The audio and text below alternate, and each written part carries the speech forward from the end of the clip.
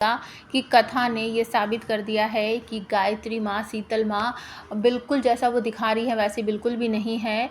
ये खुद जब शीतल को वो लेके आती है कथा यूवी के सामने, उसके भाइयों के सामने सब कुछ बताती है कि बेटा मुझे तो कुछ भी याद नहीं था, क्योंकि 20-22 साल पहले मेरा एक्सीडेंट हो गया था। जब मैं कभी तुम्हारे घर से गई होंगी, क्यों गई होंगी मुझे तो वो भी याद नहीं है।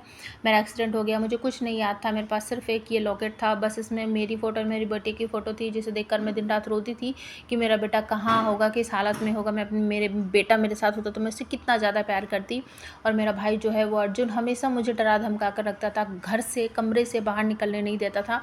लेकिन पता नहीं क्यों मैं बहुत बेचैन रहती थी और कुछ ना कुछ अलग अलग सा करती रहती थी। मुझे खाना पीना बनाने का बहुत शौक़ था, मुझे काम करने का बहुत शौक़ था, तो मैं कुछ ना कुछ बनाती रहती थी। तो एक दिन ऐसा आया कि मेरा भाई आकर खुद कहने लगा कि दीदी आप अलग अलग चीज़ें बनाते हो तो बनाते रहा करो, बहुत अच्छी लगती हैं, इनका स्वाद बहुत अच्छा है। तो धीरे धीरे करके उसने मेरे नाम से ना एक बड़ा सा ब्रांड बना दिया। तो मुझे तो पता ही नहीं चला कि ये सब कब कैसे हुआ, कैसे नहीं हुआ। और मेरा जो कुछ मेरा भाई बोलता है मैं वही कर देती हूँ, वही बोल देती हूँ, मुझे इस बारे में कुछ ख़ास पता नहीं है। तो यूवी ये सब सुनने के बाद रोने लगता है, कहता है कि मेरी माँ इतनी मुसीबत में थी और मुझे तो पता ही नहीं था, और ये अर्जुन मामा जी जो हैं वो ऐसा क्यों कर रहे हैं, कुछ समझ नहीं आ रहा है।